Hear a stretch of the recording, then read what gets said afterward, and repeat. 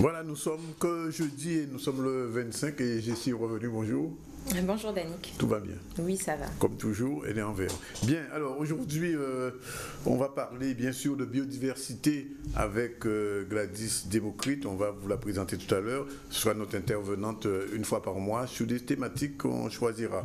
On parlera aussi de cinéma, bien sûr, puisque le FEMI est encore à l'ordre du jour, encore pour quelques jours. Et nous allons recevoir Céline Major, qui est productrice, mais aussi membre du jury des courts-métrages. Et puis, on parlera de danse avec Leila Petronio, qui va présenter à l'Archipel ce week-end spectacle avec sa troupe Semelle. On devrait recevoir aussi des jeunes du prix Carbet lycéen, si tout va bien. En tout cas, c'était prévu. Et puis, comme chaque semaine, jeudi, c'est le tour de nos avocats pour la chronique. Voilà un peu le sommaire des talks, sommaire des news. C'est Jessie en souriant. Merci Danick. Et Marisol Touraine, ministre des Affaires sociales et de la Santé, est arrivée hier soir en Guadeloupe. Sa visite officielle sera surtout orientée vers les mesures de lutte contre le virus Zika. Avec moins de 400 cas révélés, la Guadeloupe n'est toujours pas en état d'épidémie. Et la ville de Morne-à-l'Eau est la seule ville de la région ultramarine faisant partie du projet City MobileNet, un projet européen qui mobilise 12 villes d'Europe autour du développement de la mobilité urbaine durable jusqu'en juin 2018. Et hier, la ville de DR recevait donc le cinéaste producteur haïtien Arnold Antonin dans le cadre de la 22e édition du FEMI, un festival qui attend d'être porté un peu plus par la population guadeloupéenne. Et voilà pour le sommaire d'aujourd'hui. Merci donc à Jessie. Alors, je vous disais tout à l'heure que nous allons recevoir Gladys Democrite. Bonjour. Bonjour. Gladys Democrite, elle a été journaliste comme moi et comme Jessie, puisqu'elle a été cofondatrice du journal Le Mika Déchaîné, qui malheureusement n'est plus de ce monde. Malheureusement, on nous dit, cimetière des journaux guadeloupéens, plein de journaux. Elle a été aussi directrice de cabinet de Victorien Lurel, donc elle doit connaître quelques petits secrets sur la région.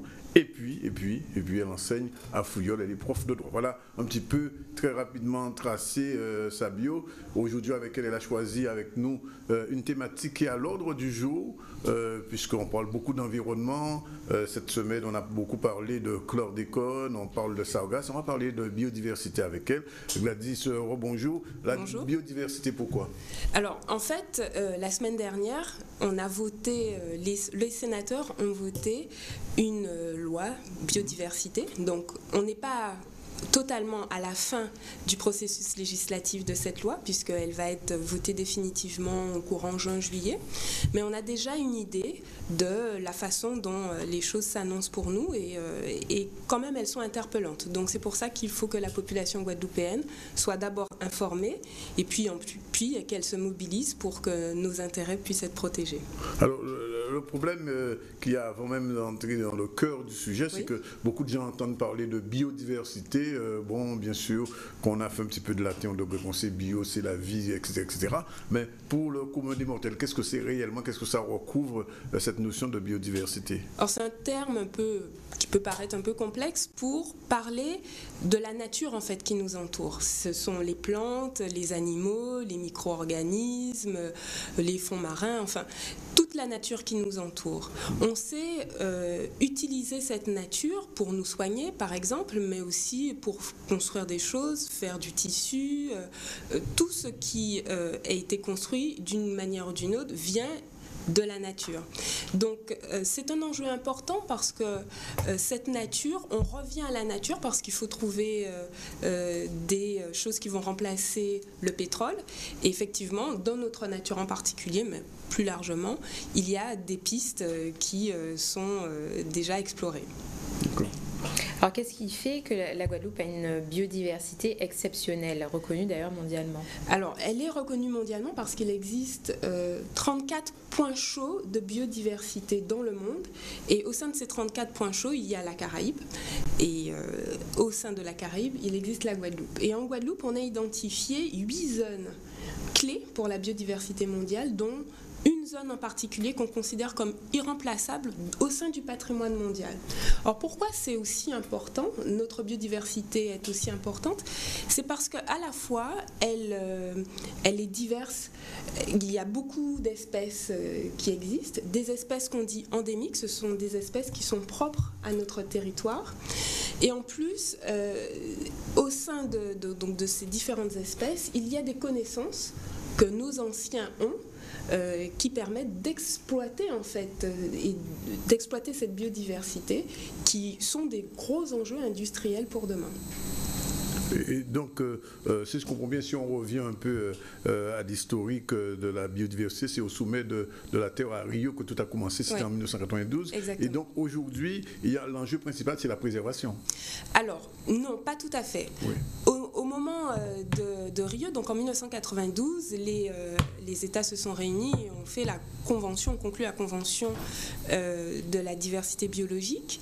Depuis, il y a eu une avancée parce qu'on s'est rendu compte que cette biodiversité, elle est surtout utilisée. Alors, les connaissances liées à cette biodiversité, elles sont surtout aux mains des peuples autochtones.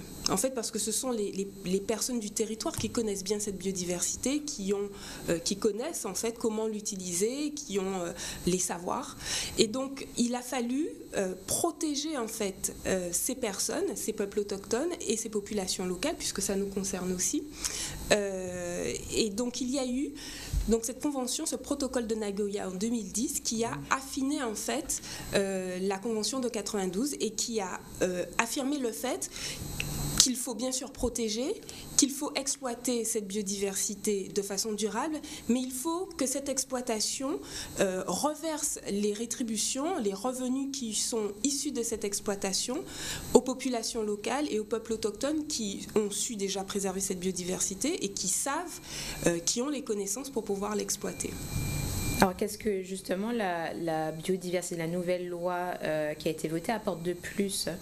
Alors, cette loi donc, rentre dans ce contexte particulier qui est qu'il y a eu des conventions internationales qui n'ont pas toutes été ratifiées par la France.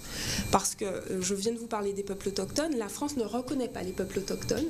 Elle estime que dans sa constitution, ça ne lui permet pas de reconnaître les peuples autochtones, alors qu'en Guyane, en Nouvelle-Calédonie et dans la Pacifique, il y a des personnes qui étaient là avant l'arrivée de la colonisation. Donc c'est la définition même des peuples autochtones. Bon. Mais comme elle ne les reconnaît pas parce qu'il y a des droits politiques, droit à l'accès à la terre, des droits politiques qui leur sont reconnus sur le plan international que la France ne reconnaît pas, du coup elle a voulu faire une loi qui lui permette à la fois de respecter selon elle l'état d'esprit de Nagoya et de la Convention de 1992, mais en l'interprétant à sa manière par rapport à ces contingences, on va dire, politiques, liées au fait qu'elle ne reconnaît pas les peuples autochtones et que dans la nouvelle loi, les populations locales, alors quand on parle des populations locales, ça nous concerne en plein, parce que nous sommes une population dite locale, puisque nous ne sommes pas là depuis très longtemps, 400 ans, mais il y a eu un brassage des connaissances des Amérindiens qui nous ont été transmises, des connaissances des Africains aussi qui se sont adaptés au territoire et qui ont permis d'avoir un véritable savoir, non seulement de ces ressources, mais aussi de la façon dont on les utilise. Et donc, les connaissances de ces populations locales, dans la nouvelle loi, ne sont pas reconnues. En gros, ce que dit la loi, elle dit qu'on peut exploiter la biodiversité, que pour exploiter cette biodiversité, il faut demander une autorisation si on veut le faire à des fins commerciales. Et cette autorisation sera négociée avec une contrepartie financière qui va retourner normalement à la population qui est censée avoir préservé cette biodiversité et qui connaît cette biodiversité et qui a des savoir-faire par rapport à cette biodiversité. Or, cette nouvelle loi, non seulement ne reconnaît pas, par exemple, les connaissances traditionnelles des populations locales, donc ça veut dire que les connaissances traditionnelles de nos grands-mères, qui nous ont été transmises.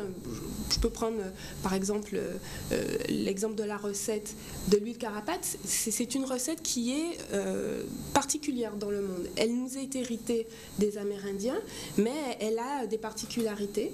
Et bon, elle ne rentre pas dans le cadre de la loi parce qu'elle est connue de tous, mais si c'était un secret qui était connu que dans une certaine famille ou par très peu de personnes, aujourd'hui, la loi ne la protège pas. N'importe quelle grosse entreprise, à partir du moment qu'elle sait le faire, peut utiliser nos connaissances sans qu'il y ait de contrepartie et de retour. Bon, c'est le premier point.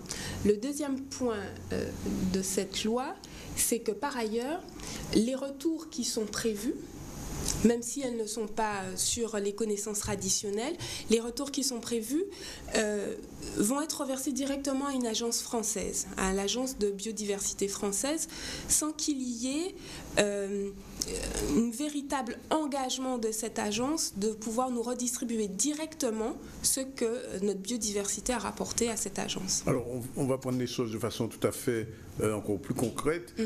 En d'autres termes, aujourd'hui, il y a un enjeu financier sur la biodiversité guadeloupéenne. Tout à fait. Oui. En fait, il y a un enjeu financier. Pourquoi ? Parce qu'on se rend compte que les grosses entreprises, maintenant, lorgnent sur la biodiversité mondiale.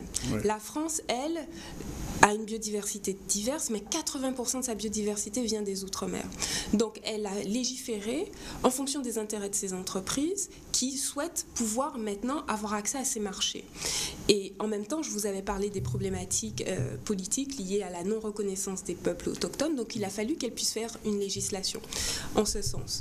Donc dans cette loi, on sent qu'il y a un intérêt particulier pour les entreprises, les grosses entreprises qui viendront utiliser la biodiversité, en l'occurrence la nôtre, parce qu'il y a par exemple un plafond qui permet, en fait, qui empêche de trop taxer les entreprises qui viendront utiliser notre biodiversité.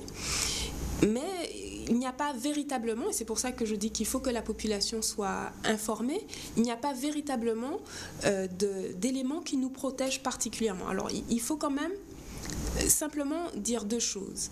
Dire que quand une entreprise veut utiliser nos ressources, alors je dis une entreprise, ça peut être n'importe qui.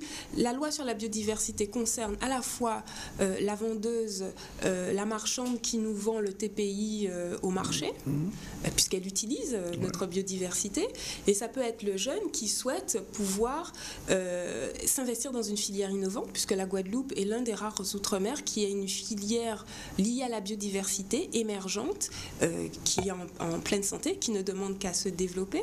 Donc ça peut être, et c'est l'un des axes importants pour notre développement économique. Donc un jeune qui souhaite se lancer dans cette aventure-là aussi est intéressé par la loi biodiversité. Et il aurait fallu que dans cette loi, on protège nos entreprises, notre filière, ce qui n'est pas tout à fait le cas. Il aurait fallu aussi que dans cette loi, on puisse nous permettre d'avoir une rétribution de la biodiversité qui est utilisée dans notre pays. Et cette rétribution, elle est directement envoyée à l'Agence française de biodiversité. Et il y a juste une phrase dans la loi qui dit que cette agence va tenir compte lors de la distribution en proportion du fait que l'outre-mer a une importance particulière dans la biodiversité. Donc c'est pas suffisamment contraignant pour qu'on puisse dire que ce que la biodiversité a pu rapporter, la biodiversité guadeloupéenne, ce qu'elle a pu rapporter, mais puisse revenir à la Guadeloupe, tout simplement. On n'a pas la possibilité de contrecarrer peut-être la loi en déposant des brevets, les recettes et tout auprès de... Alors, les recettes et les brevets, oui, vont permettre simplement à la personne qui a ce brevet-là de l'exploiter. Mais nos connaissances traditionnelles sont collectives. Ce sont des choses qu'on nous a transmises de famille en famille. Peut-être dans un quartier, on sait faire de cette façon-là telle décoction. Dans tel autre quartier, on fait à peu près la même chose, mais de façon différente.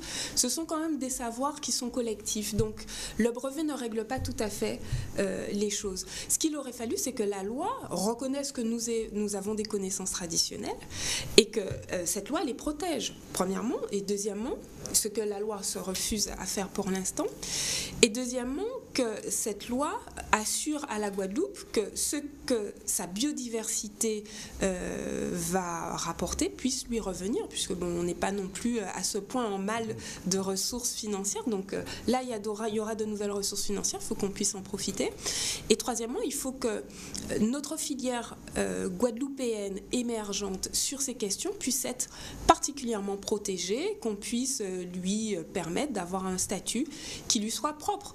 On ne peut pas traiter de la même façon la marchande qui va vendre son TPI sur le marché que la grosse entreprise L'Oréal, par exemple, pour en citer une, qui va faire un cosmétique avec notre biodiversité. On prend un exemple concret. Un jeune de la filière découvre les vertus d'une plante quelconque, pouvant créer soit un produit de beauté cosmétique, soit un médicament. Qu'est-ce qui se passe à ce moment-là? C'est-à-dire que c'est une plante X qui existait en Guadeloupe, la graine de je ne sais pas quoi, et bon, il se dit, tiens, avec ça, on va pouvoir faire ci, ça, etc.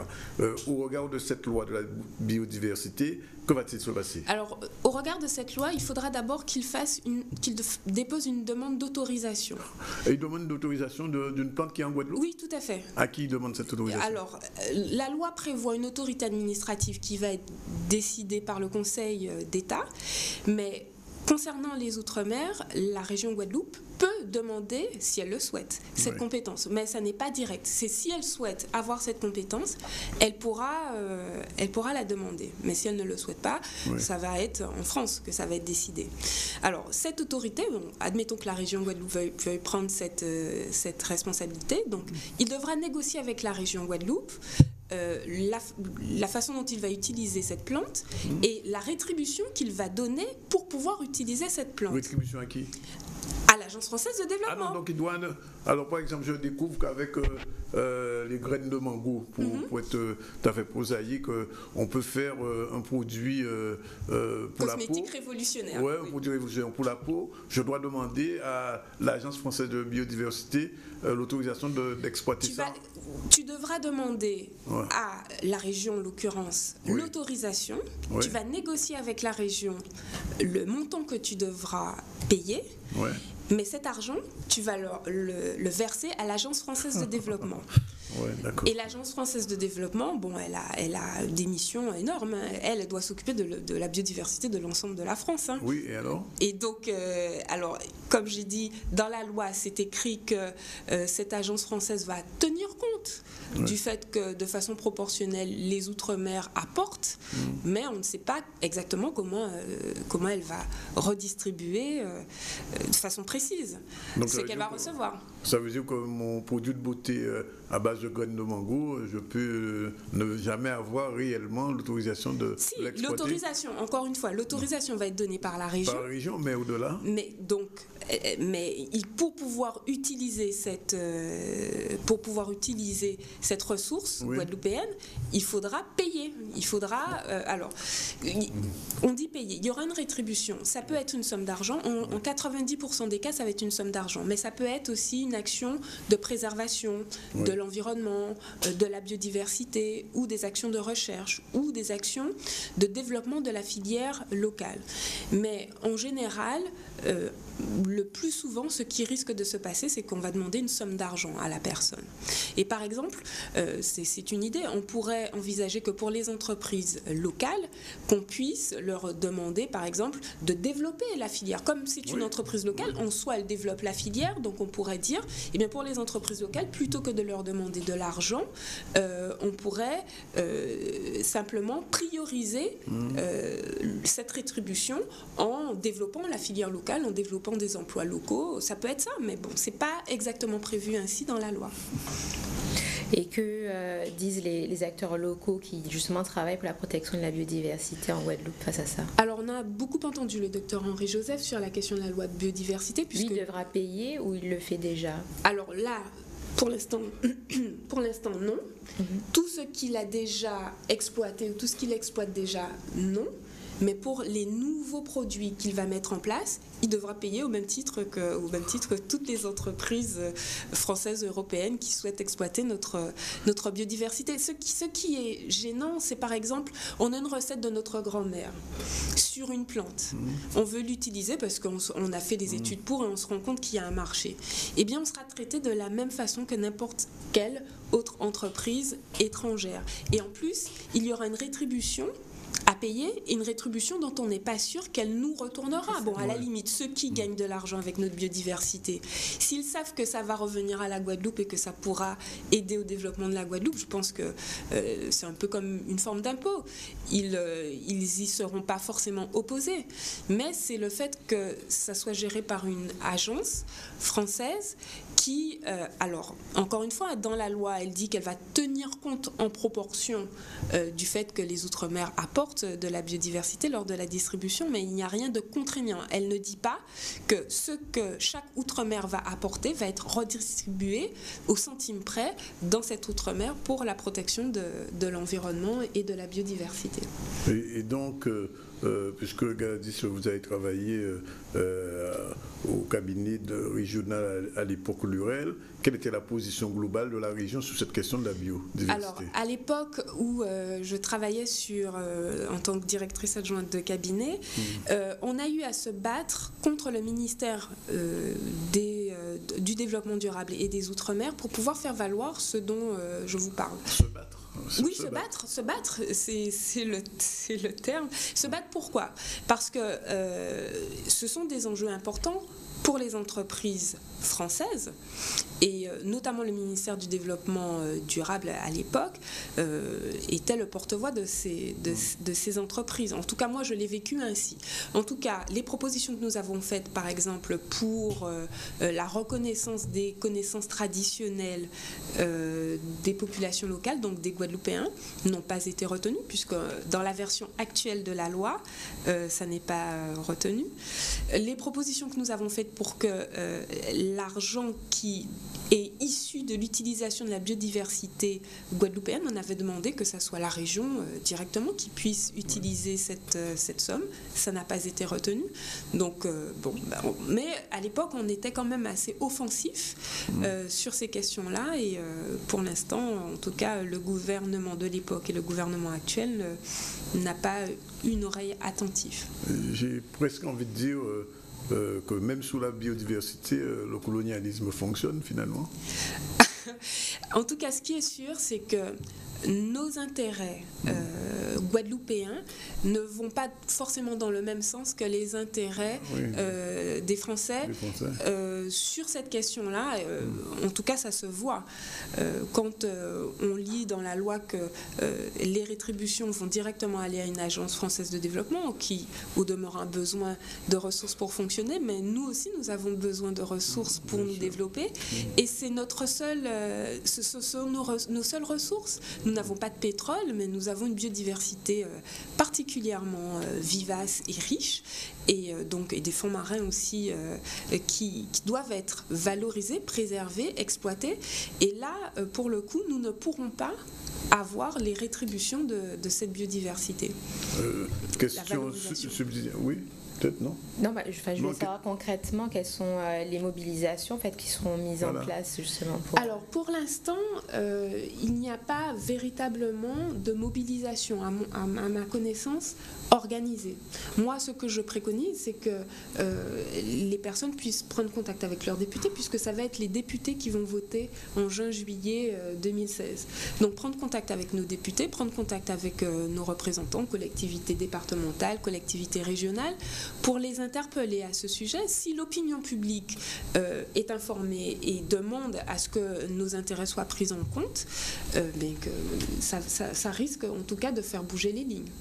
Effectivement, puisqu'il y a eu un début de mobilisation il y a quelques temps, avec Henri Joseph, Exactement. Madame Aubertan, il y avait un comité. Alors, est-ce qu'il y a, c'est peut-être l'avant-dernière question, il y a à la région on peut dire une instance qui serait représentative de la biodiversité, une sorte d'agence guadeloupéenne de la biodiversité?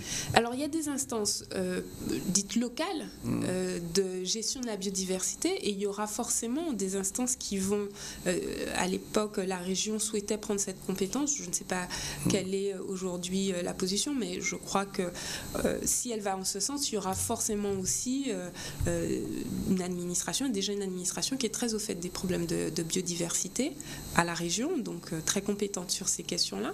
Donc on a tout ce qu'il faut en tout cas pour gérer ici en Guadeloupe, à la fois la négociation envers ceux qui souhaitent utiliser notre biodiversité, mais aussi la gestion des ressources qui vont être utilisées bien sûr pour la préservation avant tout de cette biodiversité et la conservation de cette richesse. Oui. Je voulais savoir, le chlordécone est bien une menace en fait de la biodiversité en Guadeloupe. Oui. Est-ce que justement c'est pas le moyen aussi de profiter de se mobiliser donc pour le chlordécone et faire avancer du coup les démarches, parce que je sais que c'est un dossier qui est en attente. On a reçu la dernière fois un représentant de Caraïbes Écologie Les Verts qui expliquait que les Guadeloupéens n'avaient pas le droit de connaître le taux de chlordécone dans leur sang. Voilà, est-ce que c'est pas le moyen aussi de coupler en fait finalement? Oui, c'est sûr que ce sont des combats qui sont connexes. Bon, ceci étant, la question de l'empoisonnement au chlordécone est tellement important, grave, et à la fois sur le plan judiciaire, à la fois sur le plan sanitaire. Moi, j'ai assisté à des réunions où des représentants de l'État nous expliquaient qu'il n'y avait pas véritablement de crise sanitaire parce que pour eux, l'augmentation des cancers de la prostate n'avait pas vraiment de lien. Voilà. Il y avait tellement d'autres causes qu'il n'y avait pas de lien, en tout cas avec le chlordécone. Il y a d'autres causes, mais ce qui est sûr, c'est que c'était pas le chlordécone. Bon, et donc des gens très très sérieux qui sont venus nous expliquer ça. Donc il y a à la fois aussi un combat politique pour que la France puisse reconnaître ses responsabilités. Bon, tout à fait.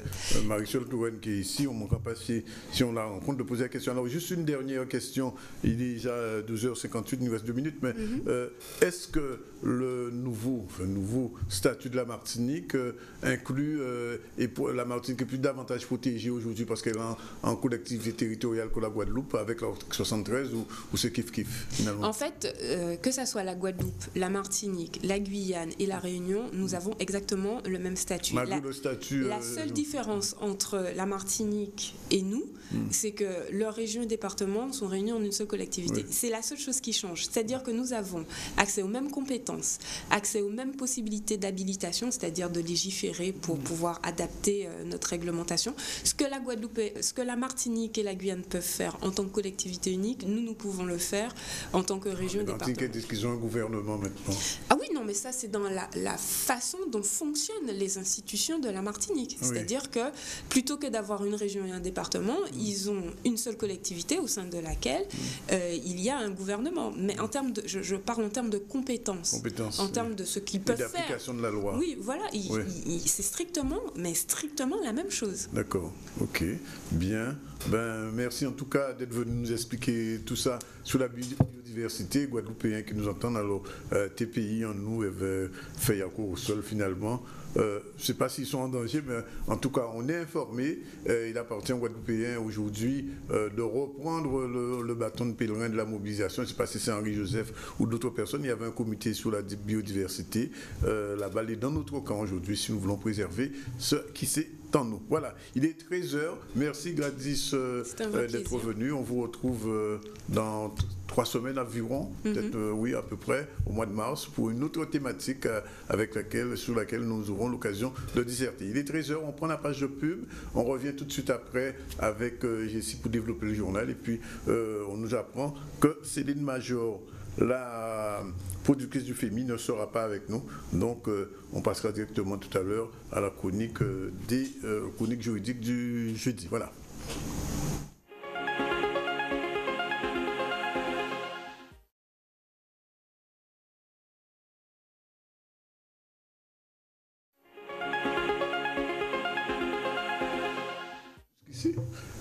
Est-ce que là Il est 13h07 et on reprend avec le développement de l'actualité. La ministre des Affaires sociales et de la Santé, Marisol Touraine, est arrivée hier soir en Guadeloupe. Sa venue est directement liée à la crise du virus Zika qui sévit dans notre région depuis plusieurs mois. La Guadeloupe compte moins de 400 cas contre plus de 7000 en Martinique et en Guyane. On le rappelle, le risque majeur est celui des malformations congénitales pour les fœtus. Les femmes enceintes bénéficieront d'un suivi renforcé par une échographie chaque mois et prise en charge à 100% par la sécurité sociale. Reportage tout de suite avec Harold Luce et Maxime Morez. Nous sommes à près de 400 cas identifiés en Guadeloupe. Nous sommes toujours pour la Guadeloupe en phase pré-épidémique, mais nous devons être extrêmement vigilants. Et ma présence ici, elle est à la fois pour alerter sans alarmer, pour soutenir les actions qui ont été engagées, pour faire en sorte que nous puissions renforcer la lutte antivectorielle notamment. Et puis je suis venue marquer le soutien de la République, du gouvernement à la Guadeloupe face à l'arrivée de l'épidémie de Zika. Des renforts sont déjà arrivés ici en matériel sanitaire, des renforts de pompiers vont arriver en Guadeloupe pour soutenir les travaux du SDIS. Des coordonnateurs des actions engagées sur le terrain sont également prévus d'ici peu de temps. Donc vous le voyez, le gouvernement est aux côtés de la Guadeloupe dans la situation qu'il rencontre face à l'épidémie de Zika. En Guadeloupe, nous devons être particulièrement attentifs à la situation des femmes enceintes parce qu'on le sait, l'épidémie de Zika, pour la plupart des gens, ça n'est pas grand-chose, ça n'est même parfois rien du tout. En revanche, il y a des risques pour les femmes enceintes. Donc les femmes enceintes qui se voient détecter le virus du Zika, elles sont très peu nombreuses en Guadeloupe, elles sont plus nombreuses en Martinique par exemple, mais ces femmes enceintes bénéficieront d'un suivi renforcé avec une échographie chaque mois pour suivre l'évolution de la grossesse, et ces échographies sont prises en charge à 100% par la sécurité sociale. Le risque qui est aujourd'hui observé pour les femmes enceintes, c'est celui de malformations congénitales pour leur bébé avec des cas de microcéphalie. Il n'y en a pas en France aujourd'hui. Nous n'avons pas les études scientifiques permettant d'établir de façon certaine le lien entre le virus Zika et ces malformations de microcéphalie. Néanmoins, tous les indices vont dans ce sens-là, et donc tous les professionnels, les chercheurs, les autorités sanitaires considèrent que ce lien est extrêmement probable. C'est pour cela que j'appelle à un suivi particulier des femmes enceintes. C'est pour cela que j'appelle les femmes enceintes à se rapprocher de leurs professionnels de santé. Il est difficile de faire des pronostics. Nous avons un peu moins de 400 cas en Guadeloupe aujourd'hui. Il y en a des milliers, plus de 7000 sans doute désormais en Martinique. Donc on voit bien qu'il y a une dynamique d'épidémie. Cette dynamique devrait toucher la Guadeloupe à un moment que je ne peux pas prédire aujourd'hui. À la différence du chikungunya, le Zika ne présente souvent pas de symptômes. Enfin, lorsqu'on est malade du Zika, on n'a pas de symptômes. Et donc, il n'y a pas de pression sur le système de santé aussi forte qu'il y en a eu au moment du chikungunya. La priorité, enfin, l'attention particulière, elle est en direction des femmes enceintes. Et puis, il arrive que le Zika donne des complications neurologiques sévères. Il y a encore deux cas ici en Guadeloupe, et il suppose évidemment une prise en charge en réanimation de manière particulièrement forte. C'est la raison pour laquelle j'ai souhaité que des respirateurs complémentaires puissent être livrés au CHU. Et voilà, Danick, je pense que vous avez suivi donc l'arrivée de la ministre Marisol Touraine en Guadeloupe. Oui, c'est une visite touristique, il faut le dire. Elle arrive premièrement pour essayer de rassurer les Guadeloupéens après ce que ça boude sur la question du Zika. Et puis, je crois savoir que Caraïbes Écologie, les Verts, voudraient bien être reçus par cette ministre sur la question du chlordécone que vous évoquiez tout à l'heure. et d'après ce que je sais, et qui a fait des cases. Autre chose, il y a une lettre ouverte à ce ministre qui a été publiée ce matin sur le site www.caribcreolnews.com, lettre ouverte, écrite et rédigée par le docteur Atala sur la question hospitalière. Je crois qu'elle a du pain sur la planche, Madame Touraine, mais enfin il peut y rester longtemps parce que le temps que je vous dis ça, je serai déjà parti. On continue. Alors. Et ce matin, il y avait une conférence du coup à l'aéroport. Autre conférence de presse plus concrète, effectivement, ce sont les 20 ans de l'aéroport Guadeloupe-Pôle Caraïbes. Vous savez que cet aéroport a été construit un petit peu après votre naissance, ici, en 1996. Et donc, ils sont en train de fêter là, le 20e anniversaire de cet aéroport. Alors, la bonne nouvelle du jour, c'est que, d'après ce que disait le directeur, M. Alain Bièvre, que vous connaissez d'ailleurs très bien, sans trop anticiper sur ce point trafic, je le dis, et c'est une citation, nous aurons le plaisir de vous confirmer que nous avons de nouveau franchi le cap des 2 millions de passagers en 2015, avec la particularité, a-t-il dit, qu'il s'agit de la 3e année consécutive, une première dans toute l'histoire de Guadeloupe-Pôle Caraïbes. Autre chose, on a appris aussi ce matin lors de cette conférence de presse qu'aujourd'hui, en matière de vol long courrier, eh bien finalement, Air Caraïbes avait pris les devants sur Air France. Air Caraïbes est maintenant la première compagnie en direction de Paris devant Air France. C'est presque un scoop, a-t-on dit. Et la 3e compagnie, c'est bien sûr Antilles Express. Dernière chose, ils ont beaucoup insisté sur les vols en direction de New York, Boston et Washington. Vols depuis qu'on a ouvert une ligne qui s'appelle la Norwegian Lines, et donc il y a 3 lignes directes pratiquement hebdomadairement en Guadeloupe pour aller à New York. Vous savez, ça coûte moins de 400 € si vous voulez y aller. Je crois que vous devez aller aux États-Unis. C'est déjà prévu.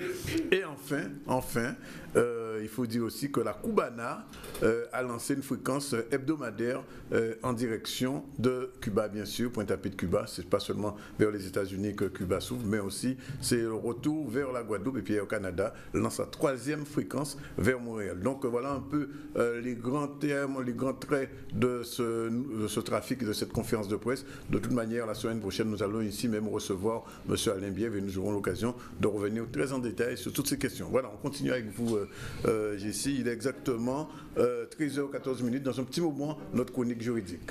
Et on continue, Danick. Donc toujours sur le cinéma, hier matin, la ville de DR recevait la 22e édition du FEMI au sein de la bibliothèque municipale en présence du cinéaste producteur haïtien Arnold Antonin. On rappelle qu'Arnold Antonin, qui fait partie donc du jury long métrage cette année au FEMI, a produit une 50aine de films longs et courts métrages tels que La traversée des mondes de Franck Etienne et Le miroir brisé de Valsin 2 qui sont en projection dans ce FEMI. Même si le festival régional et international donc, du cinéma de Guadeloupe commence à gagner l'intérêt des Guadeloupéens, hier la manifestation n'a pas déplacé les foules. Le FEMI attend toujours chaque année une plus forte mobilisation de la population autour de ce festival, ce seul festival qui représente la communauté afro-caribéenne. Reportage tout de suite avec Charlie Dagonia.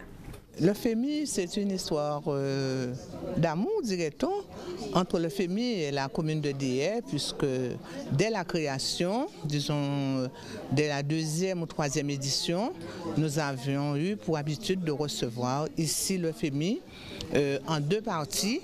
En général, c'était le dimanche matin, avec le parcours de vie où on a reçu Madame Osée Lafontaine et bien d'autres écrivains le dimanche matin, et avec la publication, enfin la projection d'un film le soir, des films de qualité. Et donc la population de DR est très habituée avec au moins le passage du FEMI dans la commune dans le cadre du festival.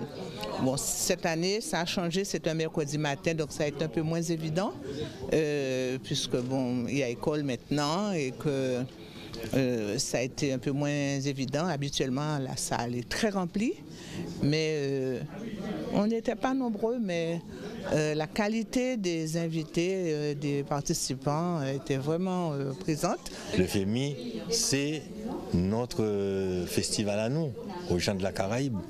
Donc c'est ça qui est bien, de pouvoir faire voir nos films par les gens de la Caraïbe. Parce qu'il est beaucoup plus facile pour un Haïtien de voir un film qui vient des pays du Nord, de France ou des États-Unis, que de voir un film fait par un Guadeloupéen, par un Barbadien, un Trinidadien ou bien un Cubain.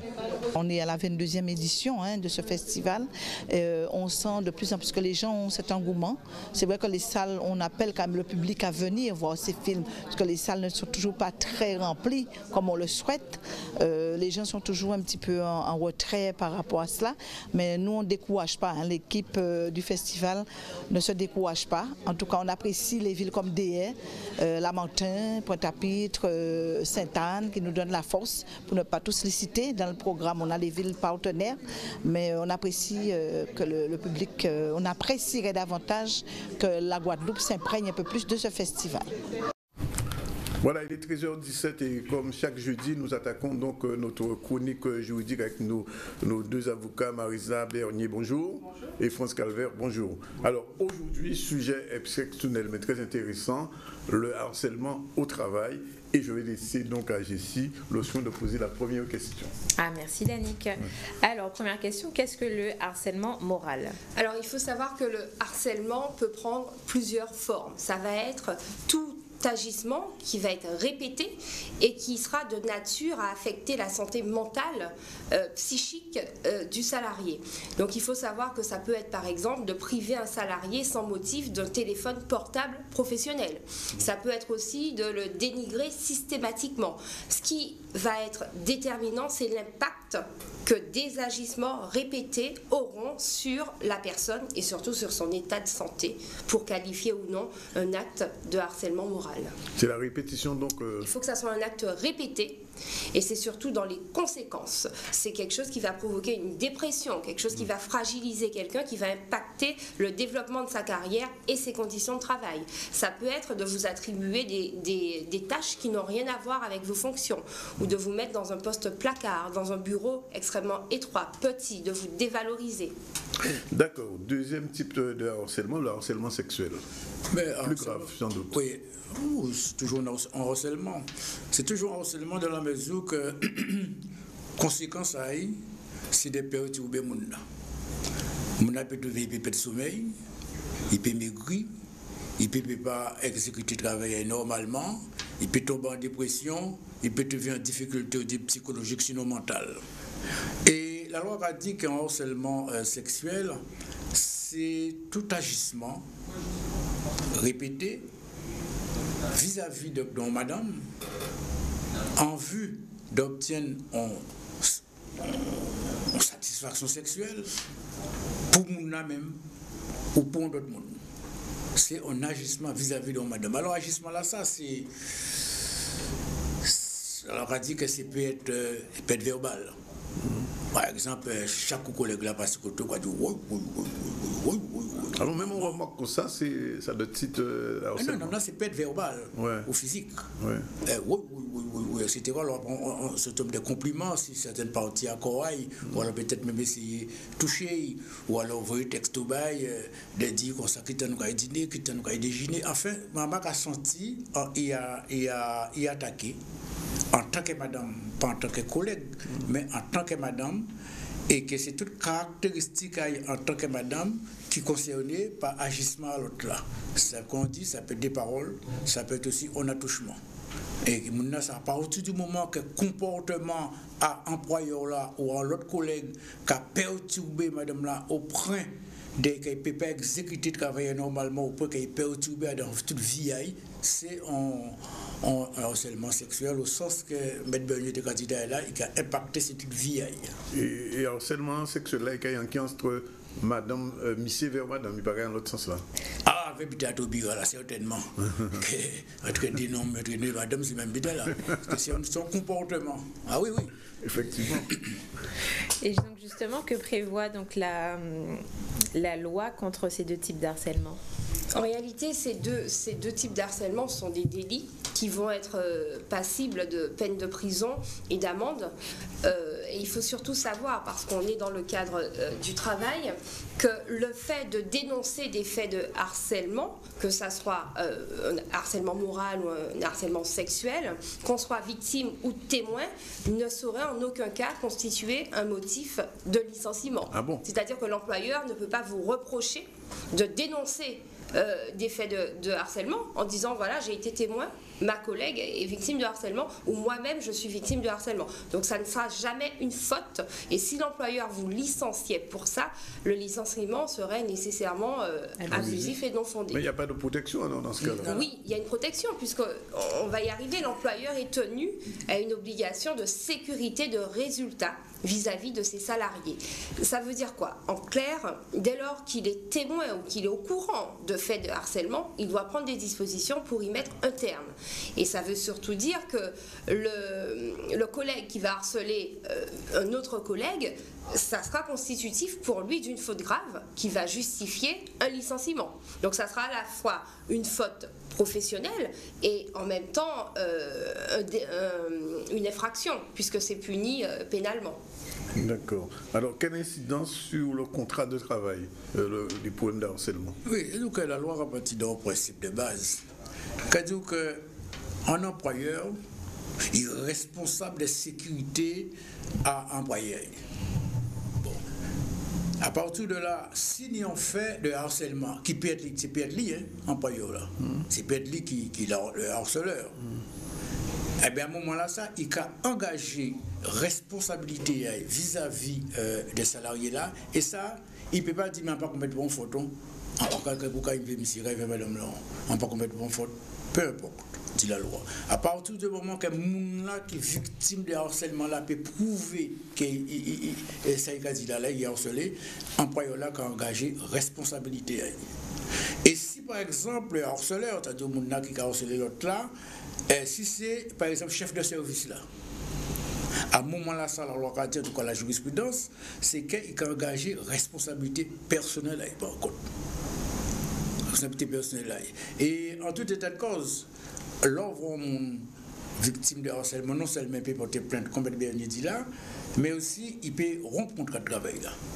Il peut dire qu'à chaque fois, il ne peut pas vivre dans son corps, il ne peut pas dormir, il ne peut pas ceci, il ne peut pas cela, moi, mais il dit de vie en moins, il ne peut pas travailler sereinement, etc.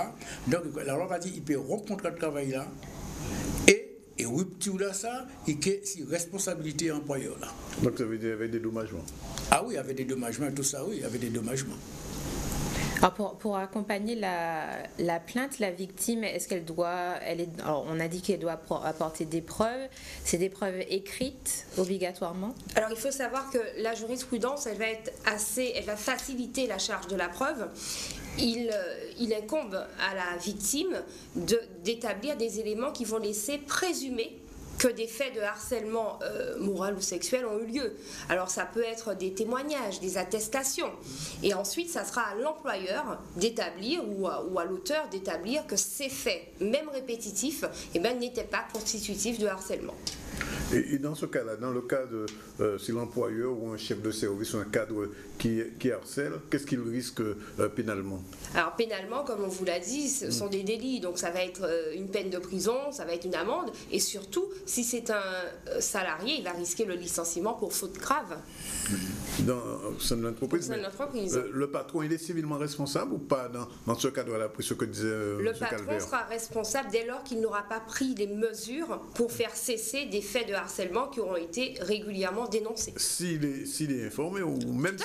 Il faut qu'il en soit informé, je veux dire. Donc, il faut que ça soit porté à sa connaissance. Oui, en principe, ils disent que ça va être passé à Gazaï. Ils sont censés savent.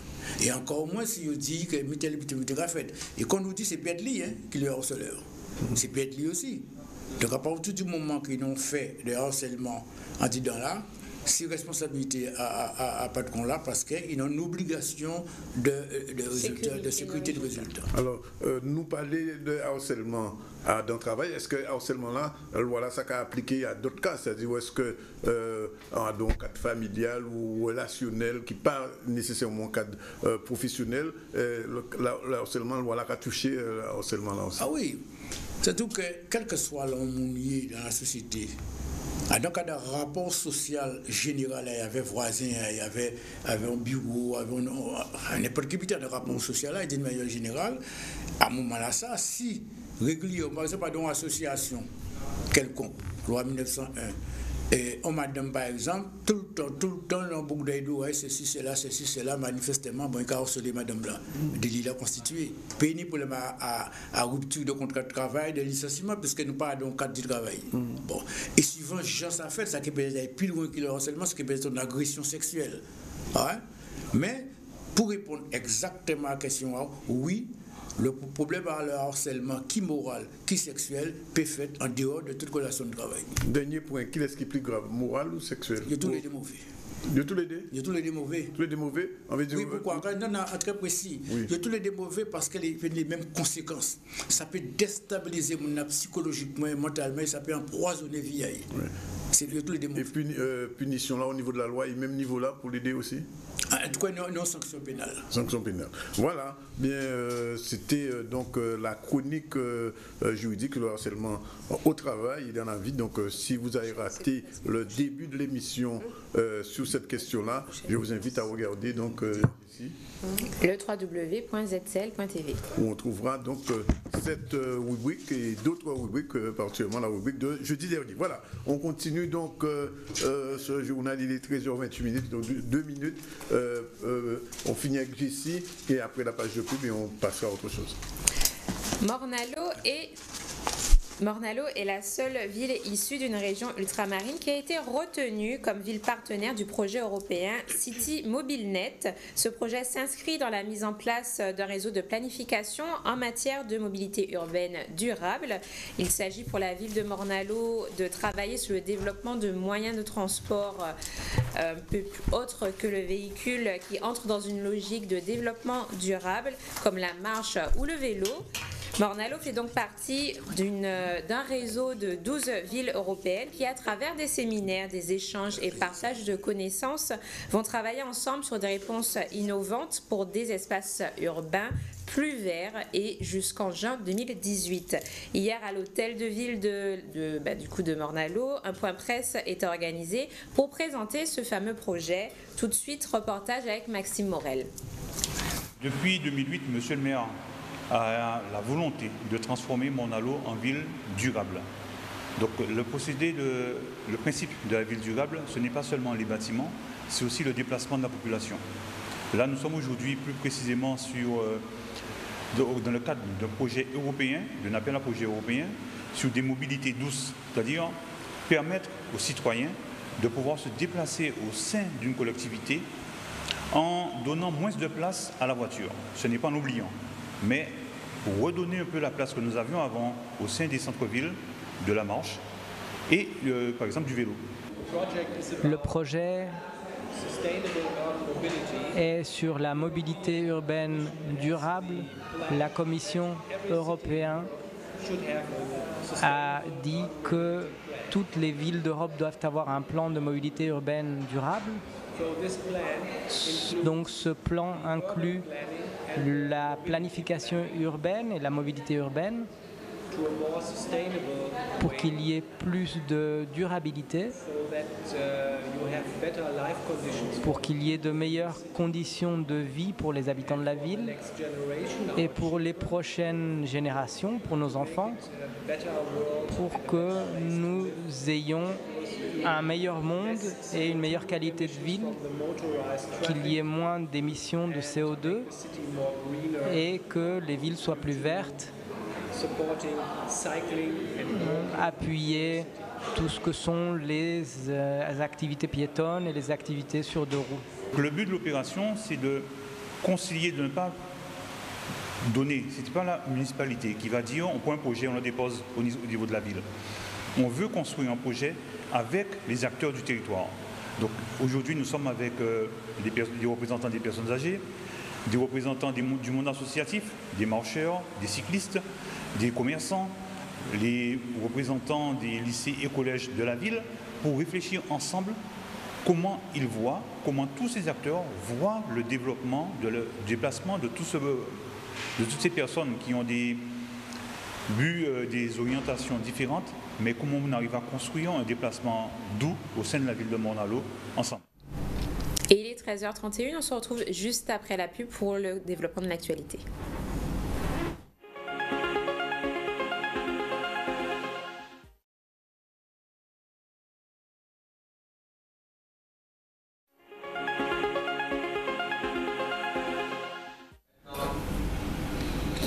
Il est 13h37, on poursuit avec le journal, on va parler prévention des risques professionnels. Les 22 et 23 février, la Caisse générale de la sécurité sociale de la Guadeloupe met en avant l'accompagnement qu'elle propose aux entreprises en matière de prévention des risques professionnels. Cette opération s'est effectuée par l'organisation de visites terrain auprès des entreprises avec la présence de Marine Janté, directrice risques professionnels à la Caisse nationale d'assurance maladie des travailleurs salariés. La mission principale de ces visites était de constater toutes les actions que la CGSS Guadeloupe met en place auprès des entreprises qui ont besoin d'accompagnement et de conseils dans l'amélioration des conditions de travail des salariés. Nous les avons suivis dans la visite d'une entreprise de menuiserie. Reportage tout de suite avec Jeff Taylor. De cette visite, c'est d'aller voir sur place toute l'action que fait la Caisse générale de sécurité sociale de Guadeloupe en matière de prévention des risques professionnels. Je suis donc venue voir les équipes de Guadeloupe pour voir concrètement sur le terrain quelles aides elles peuvent apporter aux entreprises qui ont besoin d'investir dans la prévention en termes à la fois d'accompagnement, de conseils dans le choix des différentes machines qu'ils pourraient acheter, et puis aussi évidemment, et là c'est l'occasion aussi de cette visite, c'est une aide financière conséquente en appui à cet investissement. On a différents types d'aides financières, donc en règle générale, c'est en moyenne une 400 000 € qu'on a à disposition, et on aimerait vraiment pouvoir gagner sur de nouvelles demandes, parce que bon, là où le bas blesse, c'est la situation économique de certaines entreprises, mais il y a des exemples qui marchent, donc il faut qu'on rentre dans un cercle vertueux d'entreprises à jour ou qui ont des moratoires, et qu'on est capable d'accompagner financièrement dans l'intérêt du maintien de l'emploi de leurs salariés et de leur développement commercial. Notre cible prioritaire pour une aide et un accompagnement, parce que c'est des entreprises qui ont moins la capacité d'avoir des ressources internes en santé et sécurité au travail. Et c'est là, je pense que toute notre action, qui n'est pas assez connue en général, mais la sécurité sociale aide énormément les entreprises en matière de prévention. Et du coup, l'idée, c'est d'arriver à leur apporter une aide conséquente, financière. À titre d'exemple, cette entreprise qui a mis en place tout un système d'aspiration des poussières de bois et d'éviter aussi des potences pour éviter des manutentions difficiles qui abîment le dos. On leur a aidé pour l'instant de 50 000 € sur en gros un budget d'investissement de 190 000 €. Donc c'est une aide tout à fait conséquente, et qu'on tient à saluer aussi l'engagement de l'entreprise, parce que tout ça ne se fait pas tout seul, hein, ça se fait en partenariat avec l'entreprise, le chef d'entreprise et ses salariés qui s'adaptent et qui participent activement à la construction du projet. Alors la DRP en Guadeloupe, c'est une équipe de contrôleurs qui vont effectivement accompagner les entreprises en matière de conseil, d'expertise, formation, et qui peuvent effectivement aussi développer tout un processus d'accompagnement par des aides financières quand les entreprises ont un projet global d'amélioration des conditions de travail. Donc c'est tout secteur confondu, hein. On peut aider un pressing, une menuiserie. Aujourd'hui on se trouve dans une menuiserie, et donc on a la capacité d'injecter dans l'économie de notre territoire la capacité à faire en sorte que nos entreprises se développent, et se développent de façon vertueuse, parce qu'elles pensent projet investissement, mais également santé et sécurité de leurs travailleurs. Quelles seront les nouvelles règles fiscales applicables aux contribuables pour les déclarations de revenus 2014 et les années à venir? C'était la question qui était traitée mardi après-midi au WTC de Jarry. Le Centre de gestion agréé de Guadeloupe, la CCI et l'Ordre des experts comptables organisaient une séance d'information et de débat sur les dispositions de la loi de finances pour 2016. Cette loi est porteuse de nouveautés pour les particuliers et les professionnels, notamment la généralisation de la télédéclaration et du télépaiement de l'impôt sur le revenu. Reportage tout de suite avec Charlie Dagonia. Pour les particuliers que pour les professionnels, c'est une logique et une volonté permanente de simplifier autant que faire se peut le régime fiscal des particuliers et des professionnels. S'agissant des particuliers, le point sur lequel il faut insister, c'est la tendance irréversible à la dématérialisation. Par exemple, pour l'impôt sur le revenu, pour les contribuables guadeloupéens qui sont assujettis à l'impôt sur le revenu, ils vont progressivement, et ceci d'ici 2019, être conduits à déclarer de façon dématérialisée en utilisant obligatoirement Internet et de la même façon à payer obligatoirement leur impôt sur le revenu par un moyen dématérialisé, prélèvement à l'échéance, paiement mensuel par prélèvement mensuel par exemple. Ceci par palier avec une baisse progressive du revenu fiscal de référence qui permettra de les faire entrer dans le dispositif. C'est une logique de simplification naturelle tant il est vrai que le paiement traditionnel et le déplacement dans les services n'a plus de signification véritable d'une façon générale. Le chef d'entreprise a besoin d'informations et aujourd'hui nous sommes là donc pour pouvoir sensibiliser et informer le chef d'entreprise sur les incidences de la loi de finances cette année dans leur gestion, dans leur entreprise. Actuellement, vous savez que chaque année, les lois de finances sont rectificatives et que nous avons régulièrement donc des modifications. Il y a des réformes nouvelles qui interviennent chaque année. Vous savez, la loi de finances cherche toujours à simplifier, mais quand même nous restons dans une complexité, dans une imprécision parfois de ces textes. Et il nous appartient, nous, en tant que professionnels, de mieux exposer, de mieux expliquer aux entrepreneurs et même aux particuliers l'efficience même de ces lois. C'est vrai que c'est une loi de finances qui est beaucoup plus simple. On a quelques simplement grandes lignes pour les particuliers. C'est simplement la généralisation progressive de tout ce qu'on appelle la télédéclaration et le télépaiement qui va être obligatoire à partir de 2016, à partir de 40 000 € pour les foyers de 40 000 et pour les télépaiements à partir de 10 000 €. Progressivement, ça va se être déduit jusqu'en 2019 où pratiquement vous aurez l'impôt qui sera prélevé à la source. Donc on n'a plus besoin de... Pour les entreprises, nous avons simplement comme bonne nouvelle encore la défiscalisation qui a été donc reconduite et prorogée jusqu'en 2020, ainsi que le crédit d'impôt. Donc c'est une bonne chose pour nous, puisque vous savez que l'outre-mer se bat pour avoir, compte tenu de notre handicap structurel, de l'éloignement, de l'insularité de nos régions et de tous nos particularismes, on a besoin de cet effort, cet accompagnement, cette aide fiscale à l'investissement, de manière à ce que nos entreprises puissent être plus performantes.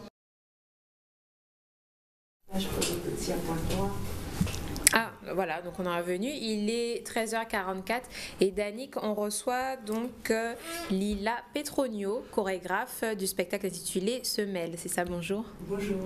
Tout de suite, la première question toute bête, semelle, qu'est-ce que c'est exactement? C'est des semelles ou c'est des semelles?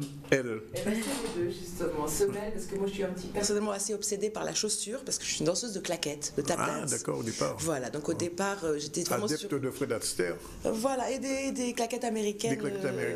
Jimmy Slade, Gregory Hines, tous ces gens-là. Ouais. Et du coup, c'est vrai que j'étais dans une recherche de sonorité, de relation du pied avec la terre, que ce soit pieds nus ou en basket ou en chaussures de claquettes. Même pieds nus, on peut faire... Oui, si le plancher sonne, je pourrais me lever et vous faire ça tout de suite. Mais... Ah bon. J'aimerais bien voir ça. Alors l'autre chose, c'est le hip-tap. Alors voilà, ça sonne comme hip-hop, mais c'est pas du hip-hop. Eh bien, il y a de la danse hip-hop dans le spectacle, justement. Au départ, la compagnie s'est nommée comme ça parce que c'était vraiment la rencontre de la danse hip-hop et des claquettes. C'était il y a 10 ans, maintenant ça s'est développé, c'est très hybride. Il y a plein de styles de danse dans le spectacle, mais le hip-hop fait vraiment partie intégrante de l'univers de la compagnie. Donc il y a de la danse hip-hop dans le spectacle. Alors dans la chorégraphie que vous allez nous proposer, il n'y a qu'un seul homme, pourquoi?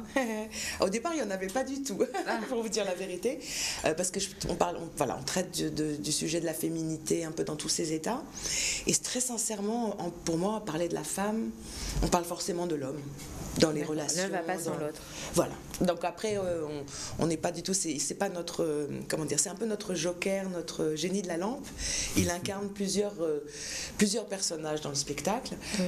Mais ça me paraissait important et on le traite aussi avec tendresse. Donc c'est pas juste, c'est pas l'homme, la femme séparés, c'est juste, c'est les relations, c'est les choses, de la vie. Et quel est le message principal que vous voulez transmettre dans votre spectacle? Le message principal, c'est vraiment que la féminité est multiple. Et qu'on vit dans une société où on est bombardé d'images par rapport à la femme, qui moi me dérange personnellement. Alors il y a un côté dénonciation aussi. Un petit peu, voilà. Il est fait avec poésie, voilà. C'est pas vraiment un engagement. Enfin, personnellement, je suis engagée, mais dans le spectacle, c'est traité avec humour, avec plein de choses différentes. Mais c'est vrai que le message premier, il est vraiment là, par rapport à la femme, qu'elle est multiple et que voilà. Alors, j'ai lu dans le dossier de presse qu'il y a une dimension afro aussi dans votre répertoire chorégraphique. Alors, c'est le danseur qui porte cette dimension non, en fait, ou c'est votre conception générale? Bon, pour moi, de toute façon, l'Afrique, c'est la terre-mère, donc toutes les danses, voilà, elles sont en lien avec ça. Mais il y a une danseuse en particulier, Naïma, dans la compagnie, qui est une danseuse qui fait de la danse contemporaine et afro. Je ne dirais pas africaine traditionnelle, mais elle fait un mélange afro-contemporain. Donc cette dimension est là. Après, moi, j'aime pas trop les étiquettes, donc on dit ces choses-là parce que c'est important de nommer, mais à la fois, pour moi, la danse, c'est la danse avec un grand D, et c'est la musique avec un grand M, et surtout, c'est le rythme, en fait. Alors, quand vous venez dans un pays comme la Guadeloupe, où il y a une danse, je ne sais pas si vous la connaissez, le Goka? Non, je ne connais pas. Vous n'aurez pas le temps de contacter, d'entrer en contact, il n'y a pas de masterclass Il y a un masterclass ce week-end, le samedi après-midi. Par contre, très honnêtement, je ne l'ai pas organisé, donc je ne sais pas trop quel est le public. C'est une association qui s'appelle Libellule, je crois, qui a mis ça en place. Donc c'est vrai que là, pour une première rencontre, c'est vraiment le spectacle. Voilà. Oui, bien sûr. Je suis allée dans une école à Pointe-Noire. Ah, quand même? Oui. Dans toutes les classes de CP maternelle qui viennent d'ailleurs voir le spectacle. Et globalement, vous êtes plus jazz ou plus hip-hop Franchement, je suis vraiment les deux. J'ai grandi dans le monde du jazz parce que ma mère est danseuse de claquettes jazz. Ah, au départ, oui. Donc j'ai vraiment grandi dans la culture jazz. Maintenant, voilà, j'ai fait mon chemin et j'ai travaillé longtemps avec Stomp aussi, le spectacle de percussion. Donc voilà, moi je suis empreinte de plein d'influences différentes. Danse américaine aussi? Oui, aussi. Oui. Alors vous parliez de percussion, justement, qu'est-ce que c'est que la danse percussive? Donc la danse percussive, c'est une grande famille qui regroupe toutes les danses où le corps est sonore, d'une façon ou d'une autre, que ce soit que les pieds ou les mains ou le corps entier. Par exemple le flamenco, des danses comme ça sont des danses percussives. Notre approche des danses percussives, justement, elle mélange, elle fusionne toutes les danses dont on a parlé, le hip-hop, la danse afro, les claquettes, et on travaille beaucoup sur aussi ce qu'on appelle les percussions corporelles. Donc c'est faire du rythme avec le corps. Donc on n'a pas besoin forcément d'instruments, du tout, de musique, du tout. D'accord. Oui. Et du coup, j'aime bien l'appellation danse percussive parce qu'elle connote plus le mouvement. Et c'est vrai qu'on est plus sur le mouvement que quelque chose de statique. Voilà, donc c'est vraiment le rythme en mouvement. Donc durant le spectacle, il y aura des instruments quand même, ou c'est vraiment que avec le corps? C'est vraiment que notre corps. Il y a une chanteuse, mais c'est pareil, la voix, ça fait partie du corps instrument. On a des bandes son quand même dans le spectacle. Ça, c'est la première fois que j'en utilise. Mais c'est vraiment, oui, tout est a cappella, tout est fait avec le corps. D'accord. Danseurs et musiciens, le Hip-Tap Project, c'est un peu ça? Oui, complètement. Danse et musique? Oui. Là, dans ce spectacle en particulier, c'est un peu plus danse que musique, dans le sens où il n'y a pas d'instrumentiste sur scène. Mais en général, oui, il m'est arrivé de travailler avec des violonistes ou une accordéoniste. Voilà. Là, c'est vrai que c'est le principe du corps, vraiment, du corps instrument. Donc on se trouve un peu à cheval entre danse et musique. Mais globalement, comment se porte la danse en ce moment en France? Elle se porte bien. Moi, je trouve qu'il y a des bonnes avancées, des CCN qui sont maintenant tenues par des chorégraphies pop. Enfin voilà, j'ai la sensation que les choses bougent, parce que nous, on est aussi dans une danse qui n'est pas reconnue officiellement. C'est ça, j'avais qui n'est pas la danse classique, qui n'est pas l'opéra, ni le contemporain, ni le jazz d'ailleurs, vraiment. Oui. Donc c'est vrai que pendant longtemps, on a eu du mal à trouver notre place. Oui. Et moi, je me suis attachée à ça parce que je trouve que, comme je disais avant, les étiquettes m'embêtent beaucoup. Oui. Mais je dis ça, mais sincèrement, j'ai la sensation que ça bouge très doucement, mais ça bouge. D'accord. Alors j'ai envie quand même de vous dire, si vous avez l'occasion avant de partir, allez voir les danseurs de Goka. Il y a une danseuse ici qui s'appelle Lena Blue. Lena Blue. Oui, qui est très connue mondialement. Et ce serait bien de voir un peu parce que vous disiez tout à l'heure que beaucoup de danses viennent de l'Afrique et puis ici, effectivement, on a cet héritage. En tout cas, c'est samedi. Oui. À 20h. 20h à l'archipel. Ouais. Pas de spectacle pour les scolaires ici? Il y a une scolaire le vendredi 26, demain à 14h. À 14h? Oui. D'accord. Ben, écoutez, beaucoup d'enfants. Beaucoup d'enfants? Oui, je sais que l'archipel en général attire beaucoup d'enfants. Peut-être une dernière question, peut-être, Jessie? Vous voulez entrer dans la danse? Pourquoi pas, je viendrai voir et puis peut-être que ça va me plaire. Ah, ben j'espère. Il faudra revenir du coup, donner des cours. Oui, puis les histoires de faire des projets, des liens avec... Exactement, pourquoi pas, oui, puisque de toute façon le gros cas c'est vraiment une expression du corps aussi, donc c'est quelque chose d'intéressant à faire. C'est noté. Rendez-vous donc demain pour les scolaires. La salle sera comble en général à l'archipel comme chaque fois qu'il y a des spectacles pour les enfants. Et puis samedi à partir de 20h, comment on appelle le spectacle? Le Hip Tap ou... Hip Tap Project, c'est le nom de la compagnie. Oui. Semelle, le spectacle. Avec le groupe Semelle, la chorégraphie. Merci en tout cas Leïla. Merci beaucoup. D'être venue nous dire un petit peu sur la danse. Et puis, je ne sais pas si on a... on a une vidéo, je crois qu'on va avoir un extrait de votre spectacle, si la technique suit. Sinon, non, on m'a fait signe non. Bien, écoutez, on va vous remercier, puis on va continuer. Il va être 13h52. Et on finit donc, Danick, avec l'emploi, une plateforme de services et d'information autour de l'emploi. C'est ce que propose donc Pôle emploi depuis le 2 juillet 2015 avec son nouveau service Emploi Store. Choisir un métier, se former, préparer sa candidature ou encore trouver un emploi. La plateforme propose plusieurs rubriques accessibles sur tout support digital. Quels sont les avantages de ce service? Eh bien, il vous simplifie l'accès à l'information. Les 150 services proposés dans le domaine de l'emploi et de la formation sont gratuits et disponibles 24 heures sur 24 et 7 jours sur 7. Enfin, un dispositif qui booste vos recherches. Ce mardi à Bemao, Pôle emploi mettait à l'honneur son Emploi Store. Reportage tout de suite avec Nicolas Hadji. Aujourd'hui, on a souhaité mettre en lumière effectivement la plateforme Emploi Store, qui est une plateforme où se regroupent aujourd'hui tous les outils pour favoriser le retour à l'emploi, autant sur le volet formation que sur la partie CV en ligne, que sur les outils qui permettent, par exemple, de préparer un recrutement.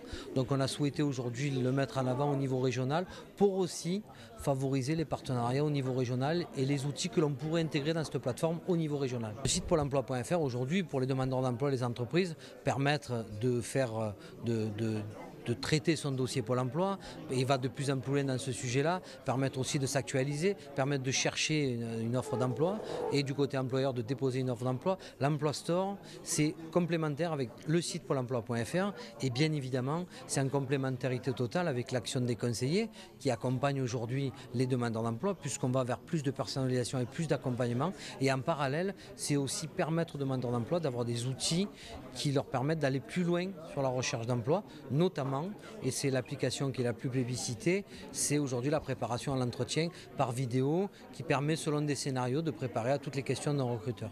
Il y a eu l'évolution de la technologie avec l'avènement du numérique. C'est-à-dire que la nouvelle génération qui est en train d'arriver est familiarisée et repue avec l'utilisation de l'outil Internet. Donc de ce fait, le Pôle emploi ne pouvait pas ne pas prendre en compte cet aspect.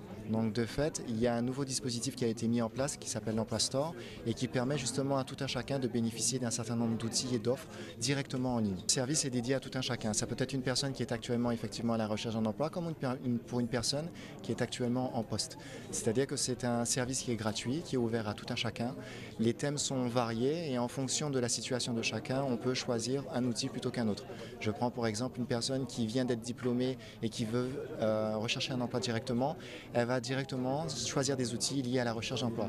Pour autant, une autre personne qui peut-être est en activité ou qui a arrêté de travailler pendant quelques années et qui souhaite se réorienter, elle a la possibilité justement d'étayer davantage son choix, d'essayer de déterminer des priorités sur les formations qu'elle va vouloir solliciter. Elle aura la possibilité d'avoir un accompagnement, une aide pour pouvoir trouver un centre de formation, trouver un mode de financement pour sa formation et ensuite se former. Et il est 13h55, c'est la fin de ce ZCL. Je vous remercie donc de nous avoir suivis aujourd'hui. Si vous avez raté l'édition, vous pouvez donc la visualiser sur le www.zcl.tv.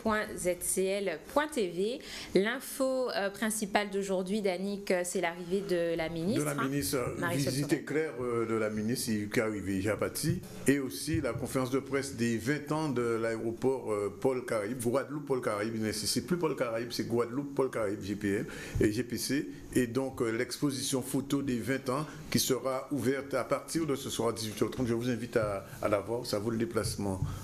Sinon, on finit en danse. Est-ce que vous voulez faire de la danse? C'est ça, donc là on a retrouvé donc, les extraits du spectacle Semelle, donc, qui est produit par la troupe Hip-Tap Project. Demain et vendredi et samedi. Voilà, on termine en dansant et on vous retrouve demain. Et Jessie sera là demain, c'est sûr. Oui, c'est sûr. Zébris aussi.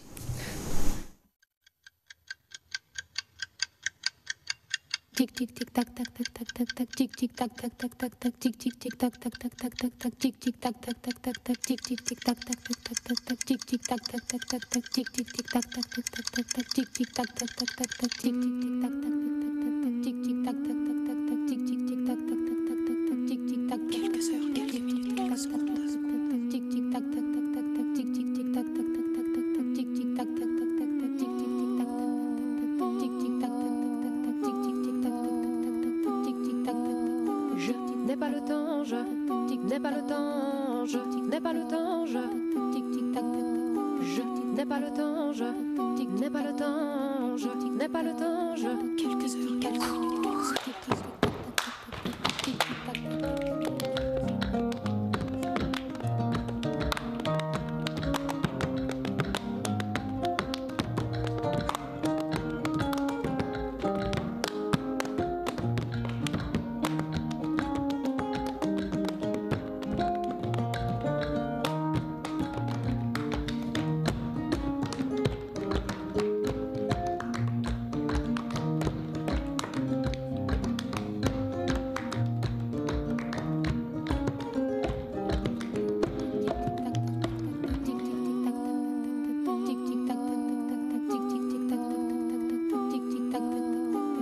n'ai pas le temps, je n'ai pas le temps, je n'ai pas le temps, je tic tic tac je n'ai pas le temps, je n'ai pas le temps, je n'ai pas le temps, je quelques heures, quelques minutes, quelques secondes, quelques heures, quelques minutes, quelques secondes, tic tic tac quelques heures, quelques minutes, quelques secondes, tic tic tac quelques heures, quelques minutes, quelques secondes, tic tic tac quelques heures, quelques minutes, quelques secondes, quelques heures, quelques minutes, quelques secondes, quelques heures, quelques minutes, quelques heures, quelques minutes, quelques secondes, quelques heures, quelques minutes, quelques secondes.